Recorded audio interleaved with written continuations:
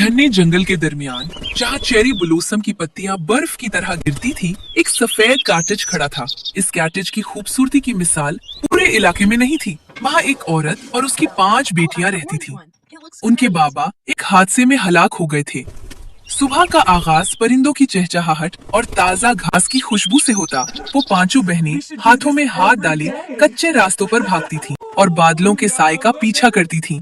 उनके बाग में एक पुराना शाह बलौत का दरख्त था, जिस पर उनकी मामा ने मजबूत झूला डाल रखा था। वो बारी बारी झूलती थी और जब इरम जोर से झूला झुलाती तो उनके कहकहे पूरे जंगल में गूंजते।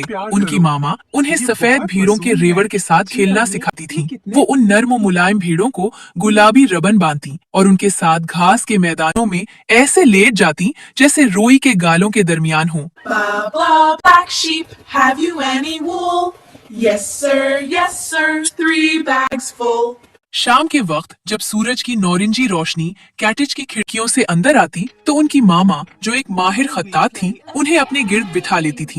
वो अपनी कीमती कलम निकालती और हवा में लकीरें खींचती हुई एक खास खेल खेलती। मेरी बच्चियों, ढूंढो वो रंग जो हवा में छुपा है। बहनें आंखें बंद करके लॉन्डर की खुशबू और चेरी ब्लॉसम की गिरती पत्तियों को महसूस करती और कहती, हवा का रंग मोहब्बत जैसा है। चॉकलेट आइसक्रीम बहुत मजेदार है। हाँ, मेरा वाला भी बहुत लजीज है। मौसम भी बहुत अच्छा है। बिल्कुल, ये मौसम और आइसक्रीम दोनों बेहतरीन है। 19 18. मैं आ रही हूँ, जल्दी चुपो। देखो मैंने कितने सारे फाल जमा किए हैं। वाह, ये तो बहुत ताजा लग रहे हैं। चलो वहाँ से भी कुछ ले लेते हैं।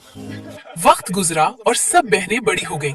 इरम घर की सबसे बड़ी और हुनरमंद थी। उसके हाथों में जादू था। वो रंग बिरंगे धागों से क्रोशिया के जरिए ऐसी खूबसूरत चीजें बनाती जो देखने वालों को हैरान कर देती। वो क्रोशिया से ऐसे जाल और ढाल भी बनाती थी जो जरूरत पड़ने पर घर के काम आते। रमशा का ज्यादातर वक्त हरी भरी ढलवानों पर गुजरता, जहाँ उसकी दूध जैसी सफेद भेड़ें और नायाब गुलाबी सींगों वाली बकरियां चरती थीं। वो जब बांसुरी बजाती तो ये जानवर उसके गिर्द रक्स करने लगते और वो उनके नर्म ऊन में उंगलियां फेरते हुए कुदरत के गीत गाती। एरा कदीम नक्शों और सितारों की चाल समझने की माहिर थी। उसके कमरे में पुराने चमड़े पर बने सैकड़ों नक्शे थे, जिनमें जजीरों के छुपे हुए रास्तों और गुमशुदा खजानों के राज दर्ज थे। वो जमीन की धड़कन महसूस करके बता सकती थी कि कौन सा रास्ता मंजिल तक जाता है। इफ्जा किचन की मलका थी। वो जब लॉन्डर के फूलों और जंगली शहद से ताजा केक और सूप तैयार करती तो उसकी मशहूर कुन खुशबू पूरे जजीरे की हवाओं में रच बस जाती। सबसे छोटी आयशा थी, जिसका कमरा हर वक्त महकते हुए रंग बिरंगे फूलों से भरा रहता, जिसके हाथों में ब्रश आते ही रंग बोल उठते थे। वो एक माहिर मुसव्विरा थी जो अपनी ख्याली दुनिया को कैनवस पर उतारती थी। वो ऐसी प्यारी और मासूम पेंटिंग्स बनाती कि देखने वालों का दिल खुश हो जाता। उसकी बनाई हुई तस्वीरों में नन्हे जानवर, परियां और फूल इतने हकीकी और क्यूट लगते थे कि लगता था अभी कैनवस से बाहर निकलकर बातें करने वो लगेंगे। नया टिकटॉक चैलेंज देखा? बहुत मजे का फेज है। हाँ, मैंने देखा। लोग कितनी अजीब हरकतें कर रहे हैं। और वो डांस वाला ट्रेंड, एम्ब्रॉयडरी बहुत पसंद है मुझे। और ये हेयर पिन्स देखो, बहुत प्यारी लग रही हो। वैसे पिंक भी बहुत ट्रेंड में है। और ये विंटेज डिजाइन देखो, ये भी वापस आ रहा है। कितना खूबसूरत बन रहा है। हाँ, रंगत भी गहरी आएगी। बहुत प्यारी लग रही है। खुशी का ये तवील दौर तब खत्म हुआ जब एक इंतहाई सर्द और बेरहम मौसम में उनकी मामा अचानक अलालत के बाद बिछड़ गईं। पूरे घर में जैसे एकदम सन्नाटा छा गया। सब बहनें बहुत उदास हो गईं। उनके कहकहे जो कभी जंगल की हवाओं का जेवर थे, अब सिर्फ सिसकियों में बदल गए थे। घर जो कभी रोशनियों और खुशबुओं का मस्कन था, अब एक खामोश और उदास जगह बन गया था। आयशा ने रोते हुए इरम का पुल्लू पकड़ा और बहुत नहीफ आवाज में पूछा, आपी, क्या अब हमारी जिंदगी के कीनोस पर सिर्फ ये उदास रंग ही बाकी रह गए हैं? इरम ने अपने जब्त के बंधन टूटने ना दिए और उसे सीने से लगाकर तसल्ली देते हुए कहा, आयशा, मामा ने कहा था कि रंग हुआ में छुपे होते हैं। वो कहीं गए नहीं हैं, बस अब हमारी नजरें उन्हें ढूंढ नहीं पा रही। जब तक हम साथ हैं, उस घर की दीवारें कभी उदास नहीं होंगी। मगर रमशा, जो दौर खड़ी खिड़की से बाहर वीरान होती ढलवानों को देख रही थी, तलखी से बोली, अरे मापी, तुम हमसे कुछ छुपा रही हो। तुम अक्सर रातों को उस बेसमेंट के पास किया करती हो, जिसका दरवाजा हमेशा बंद रहता है। इरम ने कोई जवाब न दिया। बस उसकी नजरें बेसमेंट के उस बंद दरवाजे की तरफ उठ गईं, जिसे बाबा ने हमेशा मुकफ्फल रखा था और उसे सख्ती से हिदायत की थी कि जब तक वक्त न आए उसका राज किसी पर जाहिर न हो। वक्त गुजरता गया, मगर बहनों के दरमियान वो पहला सा एतबार ना रहा। जब लियोंडर की खुशबू गैर मामूली तौर पर बहुत तेज थी, इफ्सा अपनी भीड़ों को वापस लेकर आई, मगर खुद अचानक गायब हो गई। बहनें दीवानावार उसे जंगल के कोने कोने में ढूंढती रहीं, मगर सिर्फ सर्द हवाएं चल रही थीं और इफ्सा का कोई नामो निशान नहीं था। अगली सुबह गार्डन में जहां चेरी ब्लॉसम का सबसे बड़ा दरख्त था, वहां मिट्टी का एक ताजा ढेर मिला, जिस पर सफेद और गुलाबी पत्तियां बहुत सलीके से सजी थीं। रमशा ने पागलों की तरह चीखते हुए मिट्टी हटाई तो वहां इफ्सा की वो पुरानी गुड़िया मिली, जिस पर सुर्ख रंग से मामा की खत्ताती में लिखा था, ढूंढो वो रंग जो हुआ में छुपा है। आयरा कांपती आवाज में बोली, ये तो वही खेल है।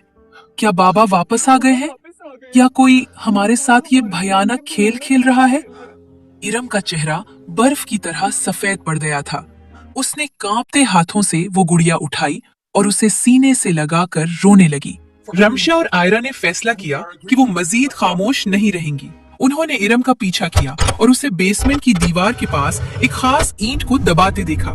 जब इरम वहां से हटी तो रमशा ने वो ईंट निकाल ली। अंदर से एक सुनहरी चाबी और बाबा का एक आखिरी खत मिला। मेरी बच्चियों, सच कड़वा होता है, मगर उसे छुपाना उससे भी ज्यादा तकलीफदेह है। रमशा ने वो चाबी बेसमेंट के उस वजनी दरवाजे में लगाई जो बरसों से बंद था। सीढ़ियों से नीचे उतरते ही एक अजीम शान आईना खाना उनके सामने था। वहां 5 नहीं बल्कि 6 बड़े आईने थे। छठे आईने पर बहुत खूबसूरत हुरूफ में लिखा था, सारा। जैसे ही उन्होंने उस आईने को जोर से धक्का दिया, वो अपनी जगह से घूम गया और एक पुरसुकून खुफिया कमरा खुला। वहां इफ्जा बेहोशी के बाद अब होश में आ रही थी और उसके सामने एक पीलाहट ज़दा मगर बला की खूबसूरत लड़की बैठी उसे पानी पिला रही थी। वो लड़की बिल्कुल उन जैसी थी, वही आंखें और वही नुकूश। इरम वहां पहुंची तो रमशा गुस्से और हैरत से उस पर झपट पड़ी। कौन है ये लड़की? तुम्हें उसे इतने साल हमसे क्यों छुपाया? क्या हम बहनें इस लायक भी नहीं थी कि हमें सच पता होता? इरम ज़ारो कतार रोने लगी और घुटनों के बल बैठकर बोली, रमशा, मैं मजबूर थी। सारा हमारी सबसे बड़ी बहन है। वो पैदाइशी तौर पर एक ऐसी हालत में थी कि बाहर की रोशनी और तेज आवाजें उसके जहन को बुरी तरह जख्मी कर देती थीं। मामा ने अपनी वफात से पहले मुझसे ये कठिन वादा लिया था कि मैं उसे कभी तन्हा नहीं छोड़ूंगी और उसकी हिफाजत करूंगी। मैंने तुम्हें इसलिए नहीं बताया क्योंकि मैं चाहती थी कि तुम लोग कॉटेज को एक आजाद घर समझो और अपनी जिंदगी हंसी खुशी गुजारो। इसी लम्हे आईने की सतह पर एक अजीब सी लहर पैदा हुई और मामा का अक्स वहां उभरा, जैसे वो उन सबको एक साथ देखकर मुस्कुरा रही हों।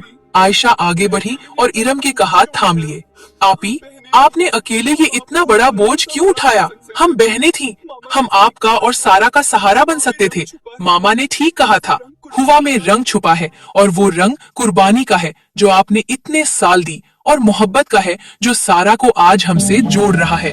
बेसमेंट का वो उदास आईना खाना अब एक खूबसूरत ग्लास स्टूडियो बन चुका था। बहनों ने मिलकर सारा के कमरे की दीवारें इस तरह तोड़ दी कि वहां से सूरज की नर्म शुआएं अंदर आ सके, ताकि सारा को तकलीफ भी ना हो और वो जिंदगी की रौनकें देख सके। एक शाम जब तमाम 6 बहनें बाग में शाह बलौत के दरख्त के नीचे बैठी थीं, सारा ने पहली बार एक चेरी ब्लॉसम की पत्ती को अपनी हथेली पर रखा और मखसूस अंदाज में धीमे से मुस्कुराई। इरम ने आसमान की तरफ देखकर गहरा सांस लिया और कहा, मामा, आज हमने वो रंग ढूंढ लिया जो आपने हुआ में छुपाया था। वो रंग किसी पेंटिंग, बांसुरी या खत्ताती में नहीं, बल्कि हम सब के एक साथ होने और उस लाफानी मोहब्बत में है जो कभी खत्म नहीं होती। अब उस सफेद कैटेज में 5 नहीं बल्कि 6 बहनें रहती थीं और जंगल की हवाओं में अब सिर्फ लॉन्डर की खुशबू नहीं बल्कि उनके कहकों की वो गूंज भी शामिल थी जो अब कयामत तक खत्म होने वाली नहीं थी।